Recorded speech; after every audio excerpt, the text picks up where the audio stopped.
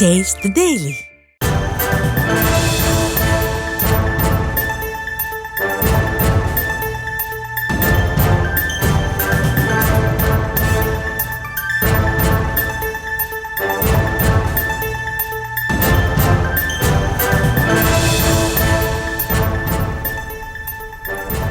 அண்மை செய்தி.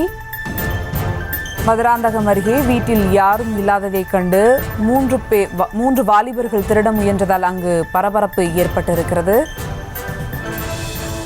கூடுதல் விவரங்களோடு இணைகிறார் செய்தியாளர் அருண்குமார். வணக்கம் அருண்குமார், என்ன நடந்தது, முழு விவரங்கள்? வணக்கம்.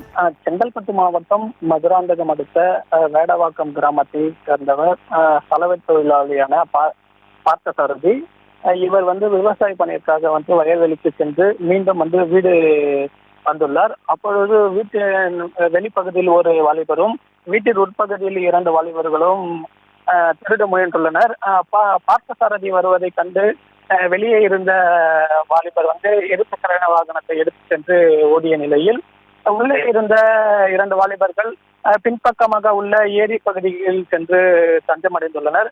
இதையடுத்து அப்பகுதியில் உள்ள பொதுமக்கள் 2 வாலிபர்களை டோன் காட்சி மூலம் மடக்கி பிடித்து தேடுதல் பணி செய்து மடக்கி பிடித்து மதுராந்தகம் காவல் நிலையத்தில் ஒப்படைத்துள்ளனர். இவர்கள் 2 இளைஞர்களையும் மதுராந்தகம் போலீசார் வழக்கு பதிவு செய்து விசாரணையானது மேற்கொண்டு வருகின்றனர்.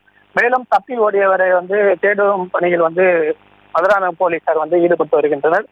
மதுராந்தகம் அருகே பட்டப்பகலில் வீட்டில் யாரும் இல்லாததை கண்டு சென்னையை சேர்ந்த இளைஞர்கள் திருட முயன்ற சம்பவம் இப்பகுதியில் பெரும் பரபரப்பை ஏற்படுத்தி வருகிறது. விவரங்களுக்கு நன்றி அருண்குமார்.